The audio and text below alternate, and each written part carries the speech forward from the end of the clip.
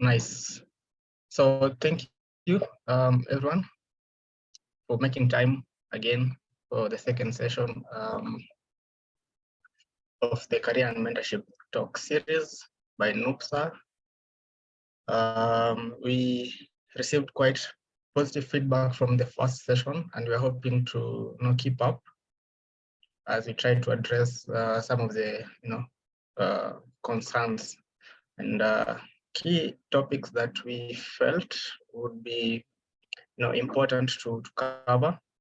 We are working closely with alumni from NUPSA and also other universities, that is recent graduates in this case, who are at least have the experience to come back and pass on mentorship to us, career advice and all that. So this session itself is part of a series of webinars that we have organized throughout the year. We had started with just a few areas that we felt would be key to tackle, but we are open to adjust and also include more topics as we go. I understand that all the participants have a copy of the concept note for this career mentorship talk series, but for purposes of introduction, this is basically an initiative that is to cover mentorship, which we believe is quite valuable, for professional development. And we are working closely with potential mentors for our mentorship program. And we believe that they'll be able to, and they're better placed to guide us and share insights with regards to career progression, charting our path as we hope to become the next generation of healthcare providers. So some of the topics we've covered so far, which is technically just one and this second one. So last on 21st January, we did what next after graduation, and today we are doing postgraduate opportunities. We're hoping to cover the other 5 topics with time in a hybrid manner of organization. So we have virtual sessions, and we're hoping to also do a physical session. This would be beneficial to the students at UN who would be able to attend, but most of these are virtual. And today we are focused on postgraduate opportunities, where we have invited 2 of recent graduates. That's Dr. Barbara Were and Dr. Nelly Nyaga, to at least address some of the issues we are hoping to, or we think are crucial. These are the tentative dates that we are working with. We had a physical session organized for February 11th, which is too soon, but due to other internal issues and of course logistic concerns, we will have to postpone this to a later date when it's feasible. But of course the virtual would stand, and we push them in time. The session that was happening on January 13th also had been postponed due to availability issues with the speaker, but we are looking at covering it up. So the last time we delved into what next after graduation, where we hosted Dr. Marianne Ongudi from the Pharmacist Diary, and she was quite resourceful. Today we are hoping to also keep up the pace by involving Dr. Barbara and Dr. Nelly. So I hope you guys have seen the promotional materials we've been sharing. This is the program that we're working with today. So Dr. Nelly would begin, and then Dr. Barbara will join in later. I understand she's to join us in a few. So Dr. Nelly, this is the opportunity. I'm going to introduce you to those who have no idea, but I believe that some of the current UN students have an idea about who you are, because they must have encountered you somewhere. So Dr. Nelly Nyaga is a health data science research and innovation lead at IntelliSoft Consulting Limited. Before that, she worked with I don't know, FCFTA, anchored pharma initiative by UNECA, and the policies as the policies and research analyst at KHF. She's a pharmacist by profession with a BPharm degree from UN. And while she was at UN, she also undertook a Master of Science in Bachelor of Science in Medical Physiology. She also undertook a Data Science and AI Fellowship that was sponsored by Microsoft and TechDev in 2021. She's a published researcher, and her career goal, of course, in the next 5 years is to establish herself as an emerging digital health leader in Africa. Dr. Nyaga has previously worked with KHF, as I've mentioned. KHF is the private sector for health sector for KEPSA, which is the Kenya Private Sector Alliance, where she worked as as a program coordinator and a policies and research analyst. So Dr. Nelly, I'm going to give you the floor to kick us off. Dr. Nelly will address the unconventional pharmacy practice. Considering her area of work currently, we'd like to get insights from her to understand what it takes to deviate from the normal traditional pharmacy profession. And she'd also at least give us insights to why we need to take up opportunities that come along even outside pharmacy practice. So Dr. Nelly, this is the opportunity. I'm gonna give you the next couple of minutes to engage us, and later we'll have Dr. Barbara and then a Q&A session. So let me know if you are ready. Then we'll begin. Okay, thanks, Manyala. I don't know if you can hear me. Yeah, I can hear you. I hope please confirm that you can hear me. All right. Okay, that's fine. So thank you so much for the introduction. It's a real pleasure and honor to be here to do this. I graduated in 2020, so it's a pleasure to do this. So I'll just share my screen. Please give me a moment.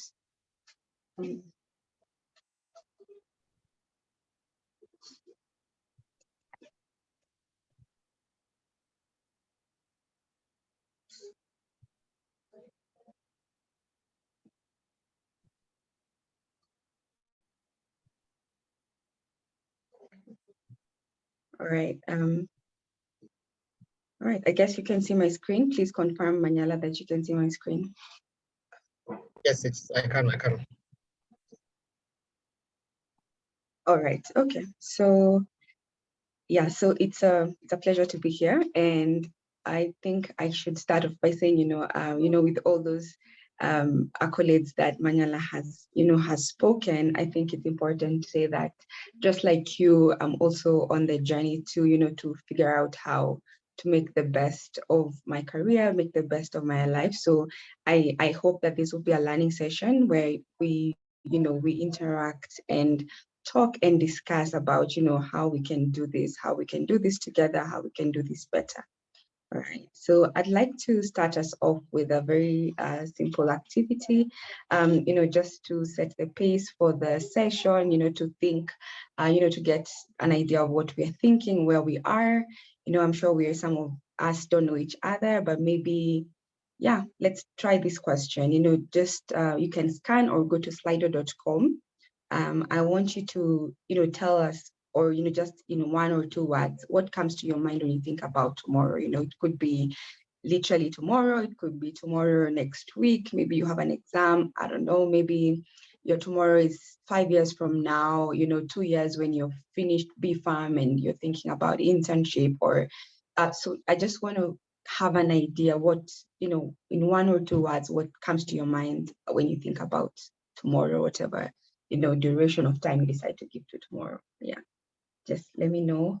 Post in the, go to Slido, the code is there. And once we get some responses, I can share the screen, we see what we have and use it to break. Share. Yeah. All right. So let's see.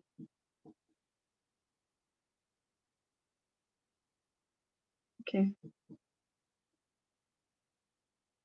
All right. Just join at slido.com and the code is provided there. Just type 1 or 2 words and, what comes to your mind when you think about tomorrow. Tomorrow could be today, could be tomorrow, literally, could be next week, next month, 10 years, 5 years. Yeah. Let's see what's on our mind, what we think, what we feel. Yeah. I think we can give ourselves 1 minute to get the responses.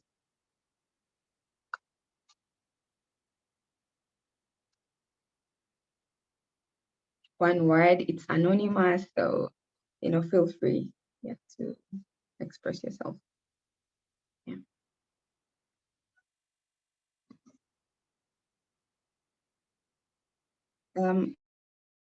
There's someone who's raised your hand.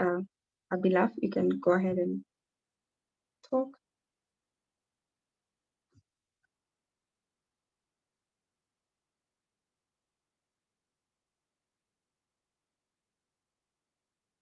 All right, thanks. Go on. Yeah, let's see what guys are thinking, yeah, okay. I try not to think. Traveling, return on investments, stress-free, tech, brighter days, bright future, accomplished, my niche.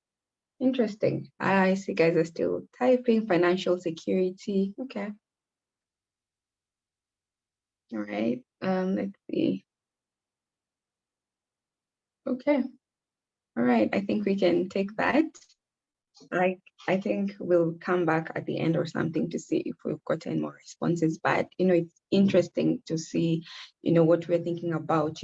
I think it varies from a very positive, it goes from, very positive from somebody who thinks about a bright future, to financial security, to brighter days, and someone who that is trying not to think, this could, maybe say that we're not at a good place or the future sometimes is scary, and this is not something that is unique to anyone, it's stuff that we all go through. And so I hope that, through this session, we'll see, we'll get to talk about these things and see how, how to navigate life, even as we're also trying to, learn from each other. All right, so I'll go back to my presentation. All right.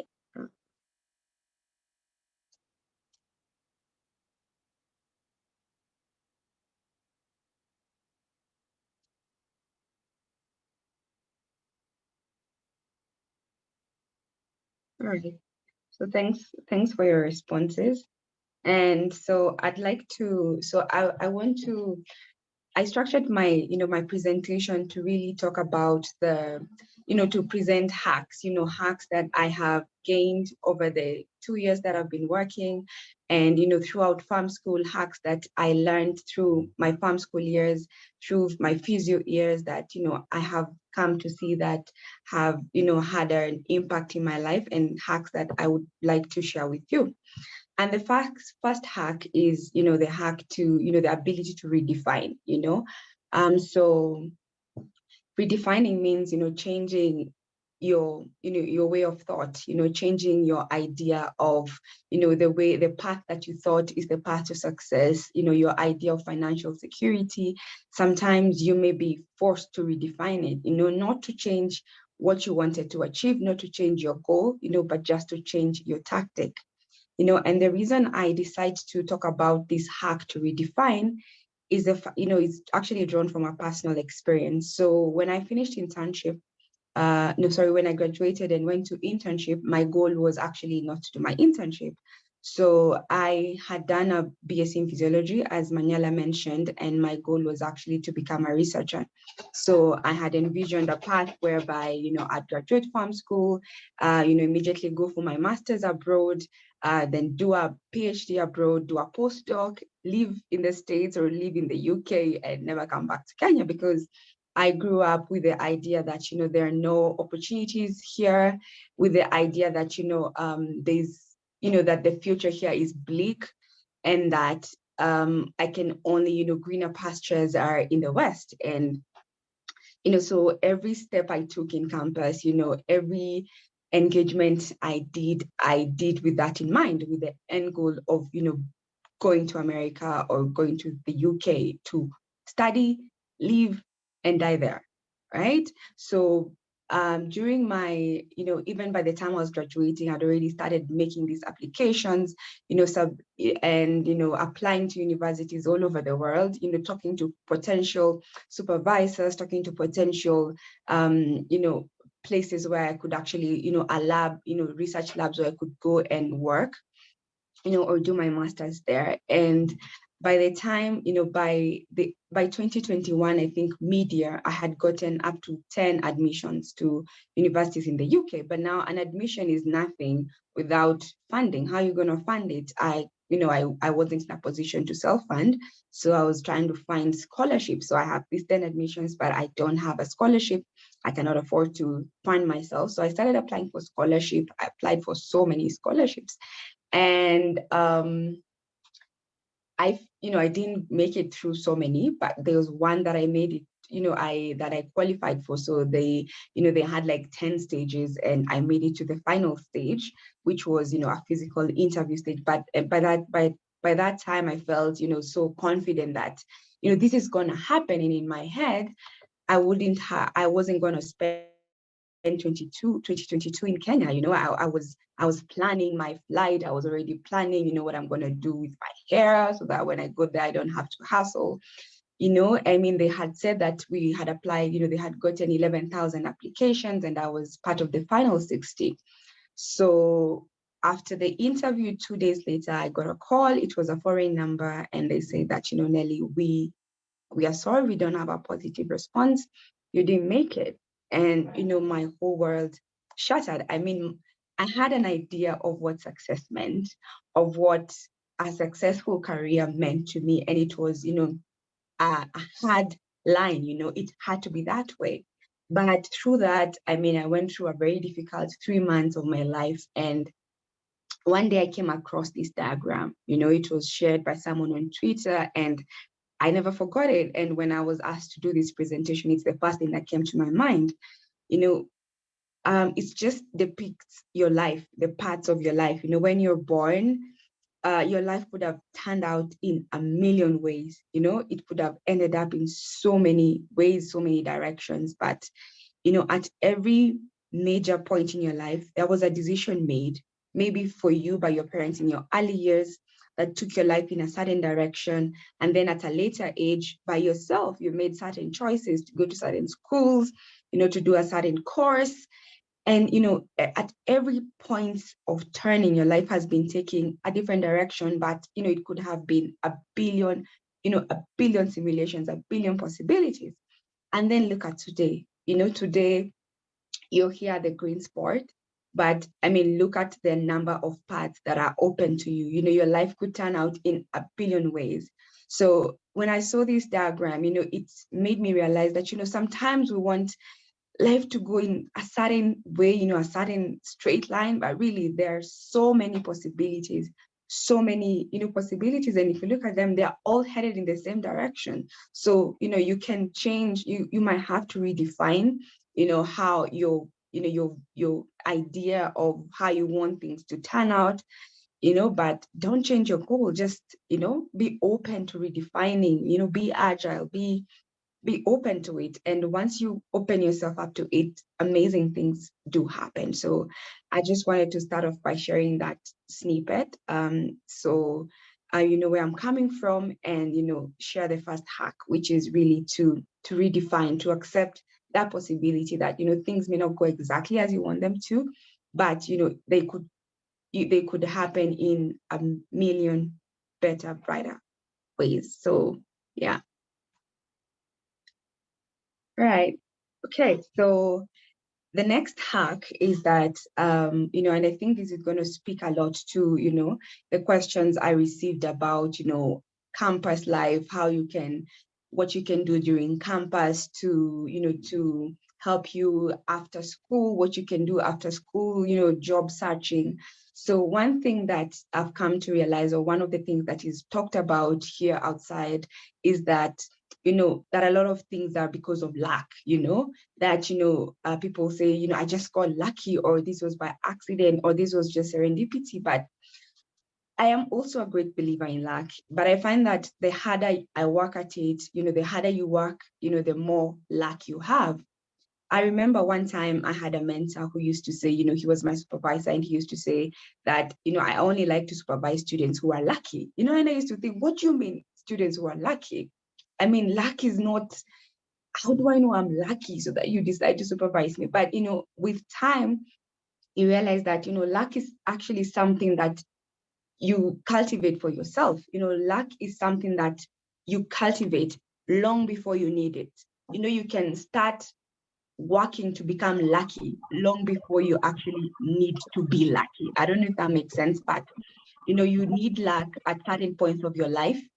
And, it won't come from nowhere. It won't come from, a vacuum. You'll have to have, worked at it, put effort in things that actually, lead you to this luck. And some of the things that I observed while in campus that, help in cultivating your luck, long before you need it is, right now you're in school, and one way is, to make the most of school, because I think school is one of the greatest opportunities that we usually have, but we don't realize it. We take it for granted. We spend our time doing irrelevant things until you're out of school, and then you're thinking, I would have done so much more, because, you're going to compete with global citizens. You're going to compete with students who have come, who are in Japan, China, where every day of their life, whether they're in campus from primary school, they are working at something, but, we spend our time in campus, just, going through the motions. But, you can use that chance to actually cultivate your luck long before you need it. And one of the things that I know, and I still working, is you just need to know what works for you. Are you, if it's academic, if you're good, if you're that A student who wants to get all A's, be that A student, make the most of it. If you can, if you have the ability, if if it interests you, if you want to do it, do it. And, do it with pride, do it with joy, be the best that you can be at it, because one day it will be the source of that luck that you need. If that's not your forte, maybe you're good at leadership, take all the leadership opportunities you can get, and don't just lead, don't just be a leader who goes through the motions, be a leader who creates impact, because out here, excuse me, all right. So, out here today, companies are talking about, leading teams, and you're straight out of school. Where you're going to have that experience from leading, how you're going to know about leading teams, and you're just, straight from farm school. You'll get it there. You'll get it in farm school through what people do in campus, Christian unions, if you're in Muslim, the Islam associations, your religious associations, be a leader, because that's where you're going to get that leadership that everyone wants out here. It could not be leadership. Maybe it's community engagements. You're good at, coming up with ideas or solutions or programs, to help kids somewhere, organize a run, or, go to the slums. There's so much you can do. And one other thing is volunteer roles while you're in school. out here employers are asking for 5 years experience, 2 years experience. Where are you gonna get it? And you've just left school. You'll get it by working as a student. Look for volunteer roles, look for places where you can intern, even if, and I hear, there's a lot of controversies because people always fighting about, saying, I need food to eat, I need a place to, I need a place to sleep. What are we going to eat if we keep volunteering? You can talk all you want to talk bad about that, but let me tell you, once you come out here, there are people who've been volunteering ever since they were in first year.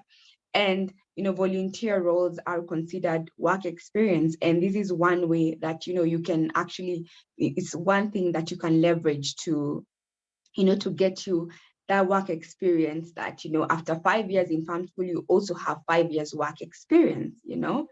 And because we are young, you're still a student, there's a lot that you can take, there's a lot you can survive through. You can make with a very small stipend. You don't have those many needs, you probably live in the hostels. I mean, you can do with a very small stipend. So as much as you can, if you want to get lucky, if you want to be this person who is lucky, you have to work at it. And these are some of the ways that you can actually cultivate your luck way before you need it. And finally, I know that if you're in farm school, and even, there's a lot of, we do research in our final year as part of our curriculum, as the study you're working on, work to publish it. You may not publish in Nature, but publish your work. It's going to help build your portfolio, because trust me, undergrads in other places of the world that you're going to be competing with, undergrads in the UK, undergrads in the States, have published papers. So these are ways that you can use to cultivate your luck. And finally, so there's so many opportunities that I discovered are open to students. That you having a student ID, you being a student, opens you up to so many opportunities, so many fellowships, so many travel grants, that you can apply for. Take advantage of them. When we were in school, nobody used to tell us these things, and for you to actually know about them, you had to go the extra mile. But I'm telling you that there are so many opportunities. Look them up. If you're a seeker, you're going to find them. And one day, all these things, they may not make sense, as you're going through the motions in farm school, but one day you have finished your internship and things are going to align, and all these things will come together. Something is going to come up and you end up saying you are lucky, but really it will be work that you've been, things that you've been working on for years. People will tell you you're lucky, but really you look back and see it's not luck, it's effort that I put over the years, that at this moment, at this one moment, looks like I'm lucky, but really it's all from the hard work. So, that's one way, to prepare yourself. I saw a lot of questions on how to, prepare yourself. So this is my answer, cultivate your luck way before you need it. Yeah. Okay. So my next hack, or something that I've learned along the way, is that if you cannot see where you're going, if you're in a black hole, you're at a black spot, ask someone who's been there before. My mom always tells me that you're not the first and you'll not be the last, and I'm telling you that you'll not be the first to feel like you don't want to think about the future. You'll not be the first to think about the uncertainty that farm school holds. The uncertainty. Most of us went to med school or farm school because we were assured of jobs, and we were told that it's a field that's going to have a lot of money and we wouldn't have to work so hard. And then things have changed over the last few years, and it's no longer the same straight path. You can just sit there and assume that things are going to work out how they used to work out before. It's no longer a straight line. But I'm telling you, you're not the first one. The people who've gone before you and made it. So if you can't see where you're going, just ask someone who's been there before. And I've discovered that there are two kinds of people that you can reach out to, two kinds of people who can, who can tell you or who can show you the way when you can't see it. And one is mentors. and sponsors. And mentors are people who give you perspective. Mentors are people who you have a coffee with, have a call with, and you tell them, I'm in my final year of farm school. I don't know where to go for my internship, or, the place I wanted to go for internship, I can't go anymore, or I just finished my internship and I don't know, I just can't seem to find a job. I don't know how to survive. I just got a kid in my final year of school. I just got a kid in my, in internship, and now I don't have a job. I don't know what to do. I'm in a dark place. Mentors will talk to you and they'll give you perspective. They'll tell you about their journey. They'll tell you about, journeys of other people they know. They'll show you that, it's possible. They'll give you a different mindset. They'll shift your mindset and tell you, you know what, Nelly, this is just, it's us, it's not something that should hold you back. You can try this. Have you tried this? Have you looked at this, company? Have you checked out these kinds of opportunities? Are you interested in, something like health tech? Are you interested in climate change, in planetary health? Mentors will open up your mind. And then we have another class of people called sponsors, and not, the typical sponsors, but I mean, a career sponsor. This is somebody who speaks you up. You go to a room with, if you're in a room with your sponsor, let's say it's you, Manyala, and you're in a room with your sponsor will speak you up. They'll be the one to say, Manyala is the, he leads NUPSA. He's been a leader he's been a leader before. He's a good student, or, he works hard. So sponsors are people who speak you up and give you opportunities. Sponsors are people who will tell you, I want to give you this job. And you have to learn the art of cultivating mentors. You have to learn the art of looking for sponsors. You need them. You must have them. And they won't come to you where you are. They won't, you won't get them by staying in your room. But I've, through the 2 years that I discovered the need for mentors and sponsors, I've come up, I've discovered strategies that work. So what I do is, if I find anyone who inspires me, in any way, if I encounter you and you're inspiring, I reach out to you. So that's one tip I can share. If you find someone inspiring, reach out to them, tell them who you are, at what point in life you're at, what you're looking towards in life. Ask them for a meet, and nowadays we have so many virtual platforms, you can just schedule a 1 hour talk on Zoom, and just talk. Others will agree to meet you for coffee. Others will give you a chance to go, see them in their office, and you'll be there with a CEO or country manager in their office, and just being there talking will, it will open up your mind. So you gotta put the effort in trying to look for these mentors and sponsors. In school, I remember, in third year, we started going for CMEs. Finally we got into, I think it was a cartel for CMEs. And, in third year, you finally start getting posters saying, there's a CME at Radisson, there's a CME at some hotel, but those days, I mean, all we cared about was the food, you just go there, fill your plate with food, eat, go back to school.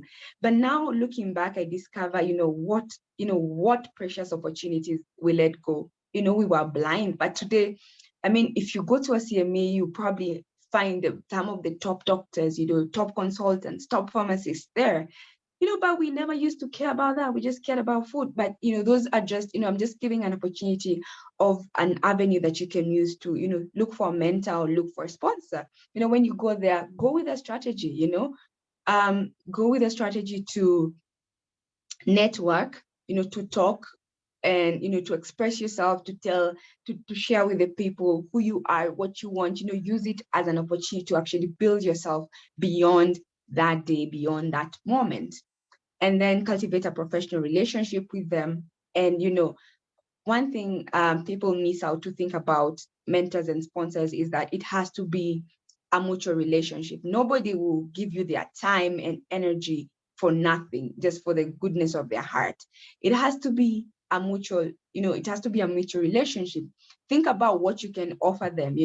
You're a young person with energy, you're probably tech savvy than they are, you have time, offer to help out in some things, or show them some some tech skills that they don't know, or anything. Just make sure that you're also building them up. Maybe you're telling them about the perspectives of the youth, or read books and suggest even to them that, have you read this book? So when you're looking for mentors and sponsors, always think about, how can I also contribute? How can I also be a mentor to my mentor? Yeah, so this is one hack that you can use. And, while in school, there's so many opportunities that you can use. Oh yeah, and before I forget, one other, gift from heaven of, how you can find mentors and sponsors is LinkedIn. So LinkedIn, you can find very inspirational people. You look through their timeline and you see the journey they have taken. DM that person who inspires you. Tell them that you want to talk. Tell them you'd like to have a conversation. And one final tip: don't go to people. Don't approach people and tell them, I want a job. Trust me, these people get so many people going to them for jobs, but a job is probably not what you want at that moment. If you had a conversation and they shared perspective and you networked, you'd probably even, your mind will broaden even towards the kind of job that you want. So once you get into someone's DM on LinkedIn, be professional and and ask for mentorship, ask for a session, ask to talk, just an informal session to talk. I've seen it change lives. It has changed mine, and it's a hack that I thought I'd share. Yeah. All right. Then, so another hack that I think I learned, when I went I think from 2016, is that when you're thinking about a career path, look at the intersections. And what do I mean by intersections? An intersection is the merging of two fields, let's say pharmacy and something like, let me just use tech, you're a pharmacist, but there's pharmacy and there's tech, and there's the place where these two meet. That place of that intersection, things are going to be hard there because you're a pharmacist and suddenly you have to think about tech. You're going to be, if you go to that intersection, it means you're going to be surrounded by techies every day, software developers, bioinformaticians, epidemiologists who are good at their craft, But what it also means is that you're going to be a person who has that special offering. You have your health expertise, but through everyday learning, everyday interacting, and choosing to never settle, because actually in a point of intersection, you can't settle because every day is a day to learn. Every day is a day to learn something new. So the intersection will, uniquely position you and also motivate you to keep getting better and better every day, because you can't slack, because you're a novice every day of your life. Another example would be, let's say, pharmacy and climate change. Today, climate change is one of the hottest topics, the most heavily funded research areas, the most heavily funded innovation areas. There's climate. Imagine the intersection between health and climate change. You're not a climate change expert, but you're a health expert, but you could actually gain climate change knowledge and expertise through, if you're in that intersection, if every day you work and see how can we use, how is health being affected by climate change? How can we, have interventions that improve health and also climate change? So this is a thing I learned. And what it does, it gives you a special set of skills. It gives you a better lens, like a bird's eye view. So you're not a narrow focused person. You don't only know about drugs and how they're made. Of course, there's a need for such professionals. Those are the people who come up, who discover drugs. There are people who are, there's a need for people who are narrow focused, who are focused on one thing, who are razor sharp on one, on one field. But there's a lot of satisfaction, there's a lot of opportunity at the intersections. They are hard, but the good thing is you uniquely position yourself and you'll not be mediocre, because every single day there's a thing to learn. Every single day you want to get better. And, as I mean, when one of the topics that was requested I discuss was around, postgraduate opportunities. I mean, after graduation opportunities, jobs, open to pharmacists. And one thing that I've seen that limits people is people are not bold. You're not bold. And I'm telling you, be bold. Shoot your highest shots. What place, don't think small. Don't just think about, dispensing in a chemist. I'm not saying that's a bad job, but I'm saying, don't let that be the only thing that you think about. Don't let your vision be that small. People are frustrated because, county is not hiring, but don't let that be your limit. Don't let that be your sky. Don't let that be as far as you can see. Think broad. There are international organizations. You could even work for WHO, you could work for the UN, you could work for people like Global Fund. They need pharmacists, they need healthcare professionals. Why are you not shooting your shots there? Shoot your shots to the highest possible place that you can. When they say 5 years experience, sometimes people do that to just, to use it as a filter. If they say 5 years experience, but you see that what the job requires you can actually do, honestly, shoot your highest shots when you're looking for opportunities. Yeah. And once, people talk about, I'm not passionate about this, what if I go into tech? I'm not passionate about tech. But I'm telling you, passion, you don't need to be passionate. You don't need to, passion is that thing that makes you, leave everything and move to another country. Passion is what makes you sacrifice a lot of things. But curiosity is, are you, can you take up a book about, there was a question about nanotechnology. If you're curious about that, are you willing to take a book and read about it, to even look up what it is, what you can do there? You only need to be curious when you're looking for, the place or the career to, the career that you want to pursue or spend a good amount of your life in, So don't wait for that thing. Don't spend 5 years trying to find that thing that makes you burn. Find that thing that you're curious about. If you're curious, curiosity will keep you going every day. Yeah.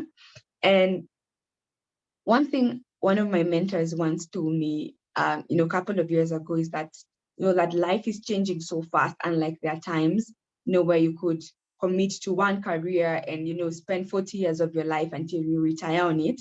He said that, times are changing fast, the industry trends, technology, and that, us, our generation may have to be forced to change our careers up to 6 times. And this is a realization or knowledge that I went to, that I got into the job market or the job world or after school with, the openness that, you gotta be agile, you got to stay malleable and be open to change. Be open to change. If you are in pharmacy today, you're working in a hospital and suddenly you feel that, you don't want to be here today, you don't want to do this anymore, and you want to change into something totally different. You want to go now and study how AI can help, health, go do it. Change, be open to change. Be open to change, stay malleable, stay agile. And yeah, those are just, tips that I think come in handy when, after school, looking for opportunities. And there were, so hacks. Another hack is, preparing for postgraduate, scholarships and, applying for masters. All I can tell you is brace yourself. It's not, and it's just a straightforward process. It's not like, applying for undergrad. There's a lot of writing that you have to do. There's a lot of rejections that you go through, and they make you even think, are you really good enough?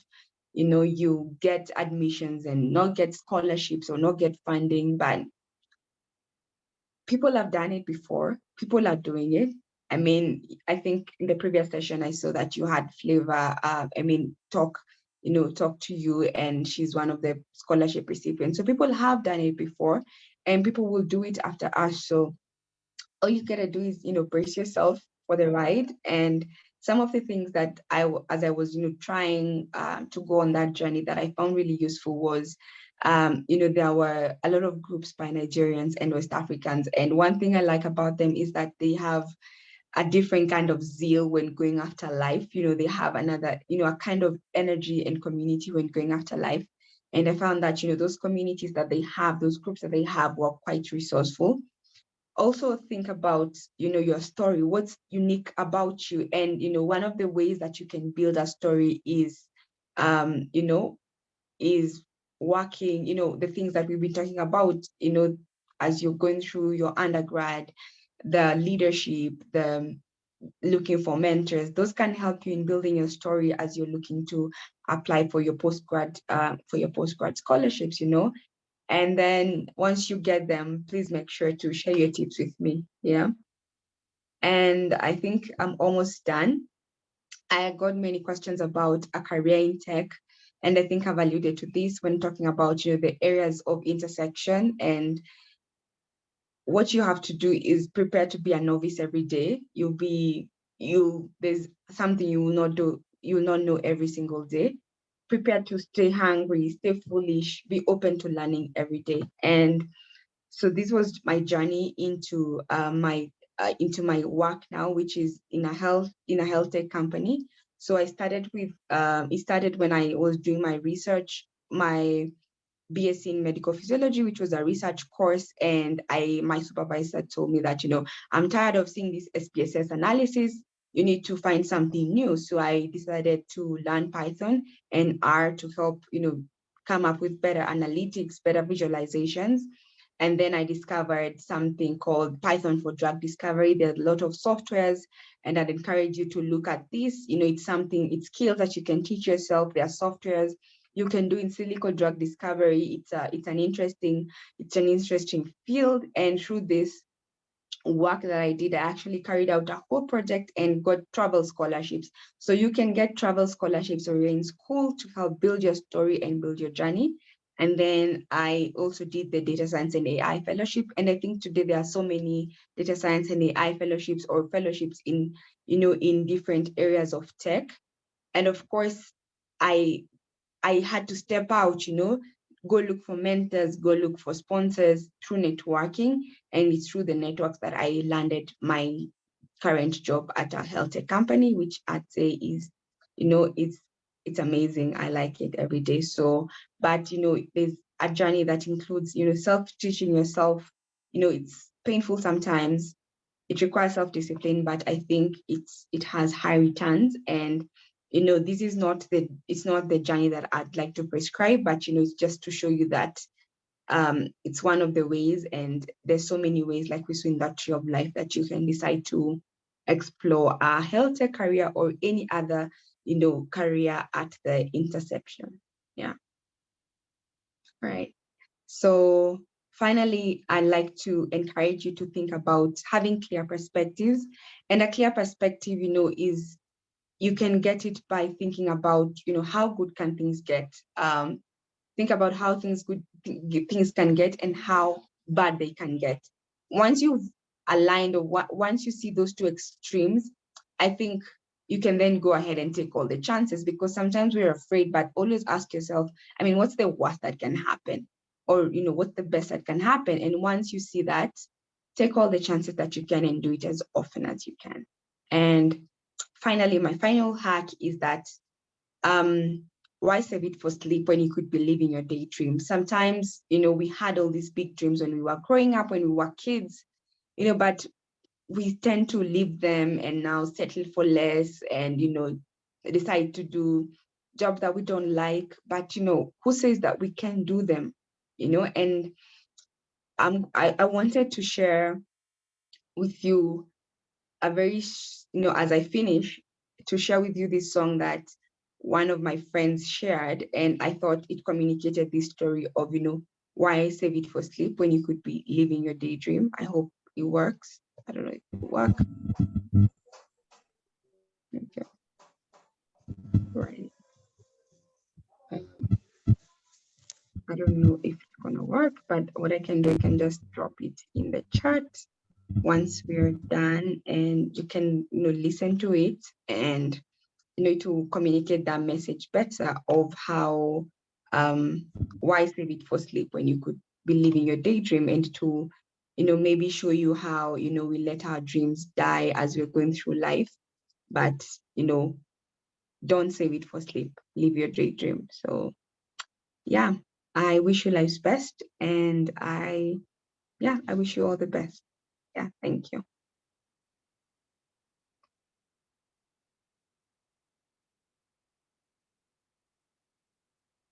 All right. So I can Nice stop talk. sharing. Thank you so much. Yeah, it's okay. And that was a nice presentation. I hope you can hear me. Yes, I can hear you. Right. Yeah, I think you've packaged this so nicely. One of the things I think I picked up from that brief presentation is that, of course, in as much as we hope to be guided maybe through mentorship and all, there's that bit of us that we need to do. We need to go out with the ones who go out there, get these like sort of map out these mentors, areas of interest and all that, that we need to also chart our path by being the ones who go out there and developing ourselves.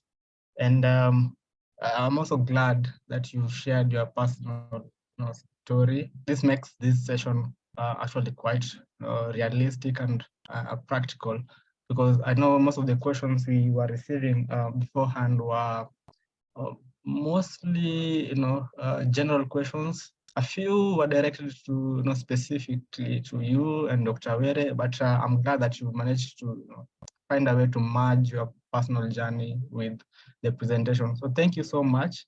I'd like to encourage the participants that if you have questions that have popped up probably during the presentation, feel free to drop them in the chat box, and then we'll look at them during the Q&A session. I'm also pleased to confirm that Dr. Were has joined us. I'd like to locate her. Dr. Were, if you are around, I think kindly unmute, then confirm that you are able to hear us.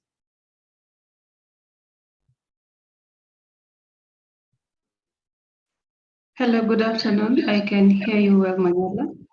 Yes, so I'm trying to get you the host, co-host. Dr. Nelly, I think you can do that from your end. Make Dr. Barbara the co-host so that she can pick up from where we've left. I'm not so sure if you had a presentation for us, Dr. Were, but if you did, this would be the opportunity to see if you can share the screen. As we receive the questions,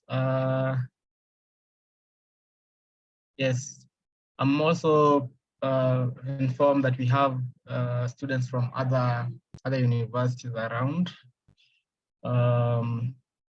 So I don't know if it's possible you could rename yourselves and add maybe the chapter you come from, so that it's easier to interact and engage with you. But I'm pleased that we managed to get the time to join us and then partake of this discussion. Dr. Were, I'm going to give you the floor now as we now get to the climax of it all. But first, I'm going to introduce you. I know we have shared your profile on social media with our promotional flyers. But for those who haven't had the opportunity to know, get a glimpse of Dr. Were's profile, Dr. Were is the pharmacist in charge at Amref Medical Centre She's also an adjunct faculty member at the AMIU. AMIU is the Amref International University, School of Public Health, for that matter, at the Department of Health Systems Management and Development. She has over 7 years of experience with more than 1 year of experience in the field of academia, where she lectures on health systems management with a focus on health financing and global health and innovations. She is a results-oriented individual and has a strong passion for health systems and UHC.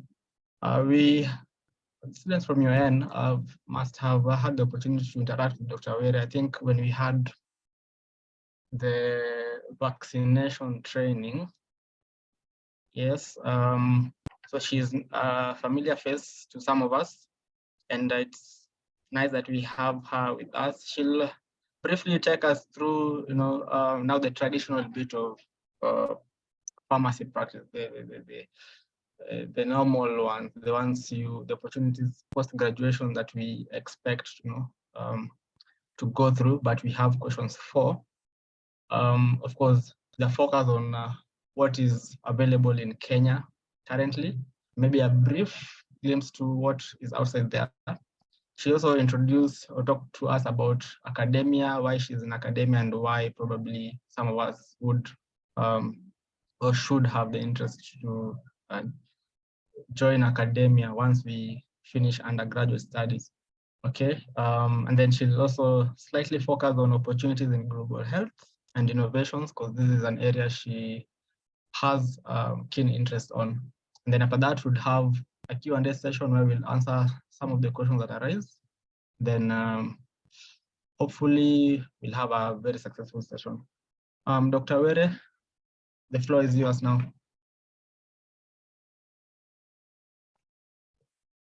Thank you, Chair Manyala, and thank you too for the whole audience. I can see you have a very good number. It's such an honor to be taking you through some of the challenges or some of the opportunities that we have gone through, especially during internship and after internship. So it's such an honor to be on this platform, and we can now proceed. Manyala, I'm still not able to share from my end.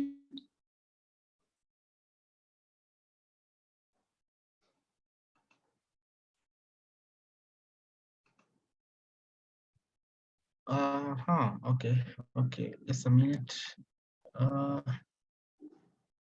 Dr. Nelly, I think you're the host. Try make Dr. Were the host. Let's see if she's on. If you check, there are 3 co-hosts, so I've made her co-host. Just check on the participant. Yeah. Dr. Were, Yes. Try now. I think you should be able to. Yeah, you should be able to have the option to share your screen. Okay. Give me a few minutes. Let me do that.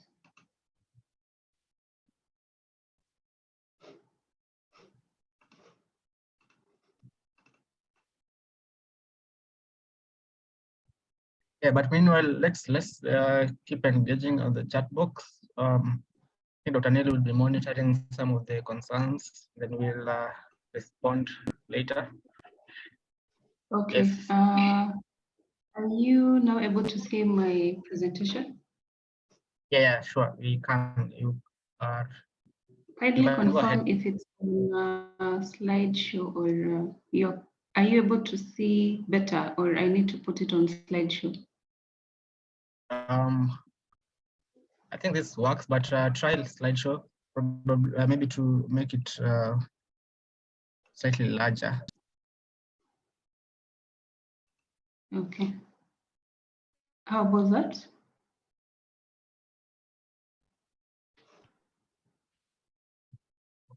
Please confirm if it's now on slideshow and that you're able to see.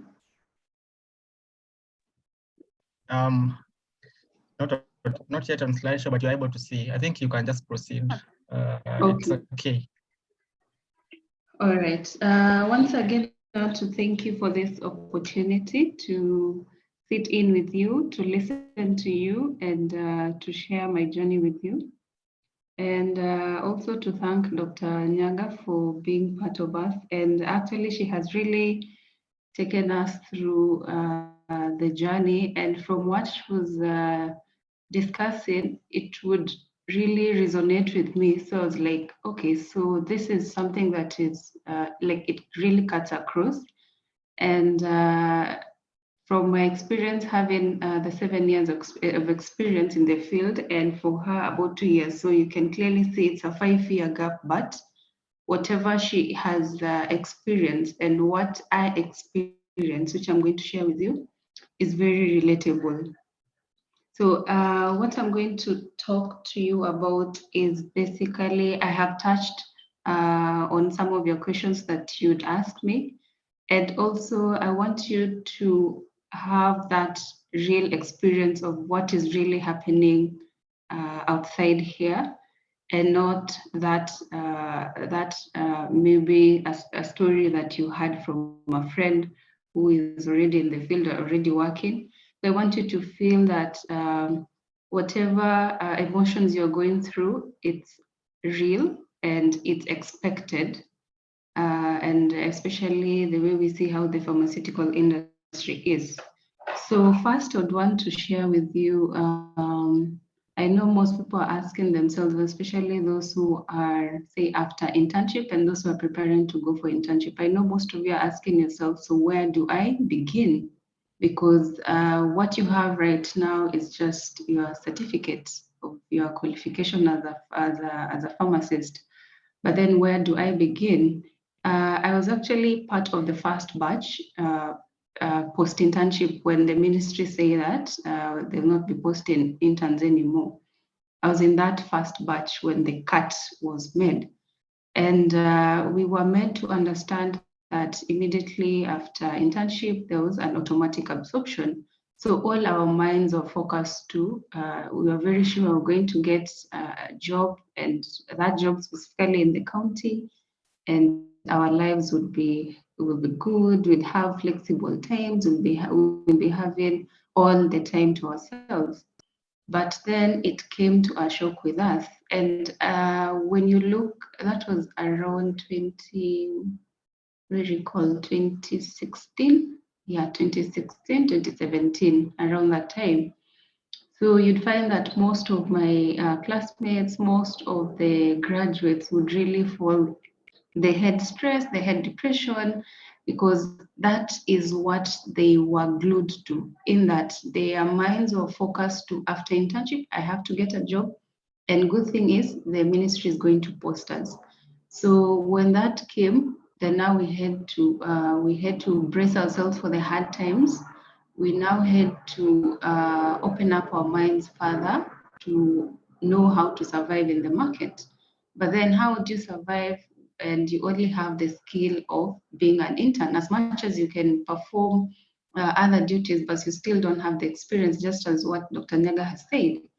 So when you come to think of it, if you, like what Dr. Nyaga has mentioned, it's very important that we think of where we want to be after internship, after 5 years of working, whether after internship to the work that you have already been employed to, after 10 years, after 15, or after 20 years. You really need to plan your career in that line, so that even before you get there, even before you get to the 10 years of practice, you should have already started to prepare for that journey.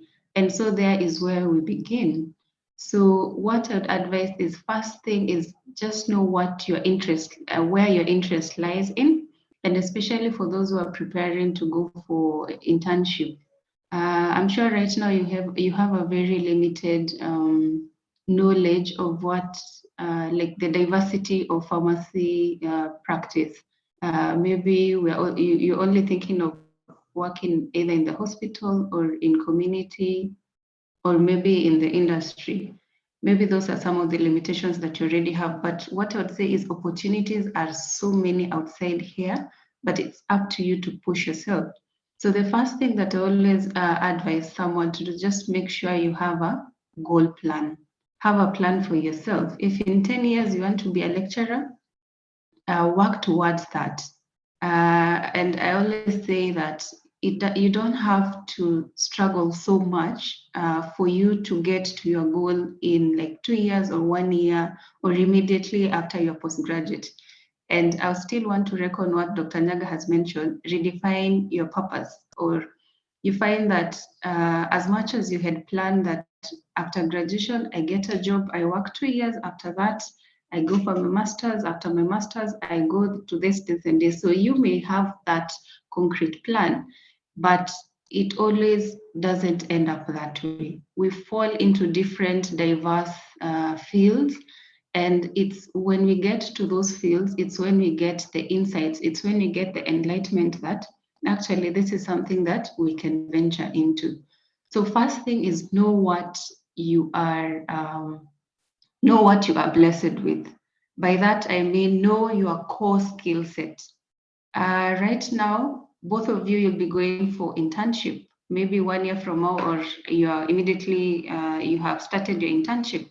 But what are you good at aside from what the School of Pharmacy has made you to be, aside from the basic pharmacy skills that we know we have been equipped with?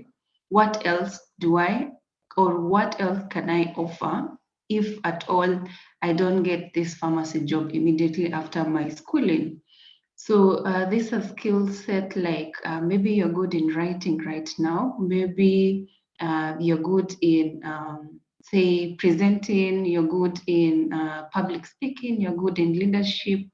So make use of those skills that you have right now. And those skills, of course, have to match to what your career wants you to provide or to achieve. So if you're good in writing, think of writing health journals, think of writing small articles, think of writing educational materials. They don't have to be long scripts or long conversations, but think of those little things that you can do without so much input on resources, because again, at this time, you probably don't have enough resources to support you to do these other side hustles in relation to your main hustle, which is now the pharmacy. So try and align those innate skills that you have, and then align them to your pharmacy practice. If you feel you are good at public speaking, why don't you try and give conversations or videos or audios along educational materials? If it's educating people about first aid, do it. You never know who will come into contact with that information, or you never know how many people get to learn through your content. And through that, already you'll have placed yourself at a better position to move forward.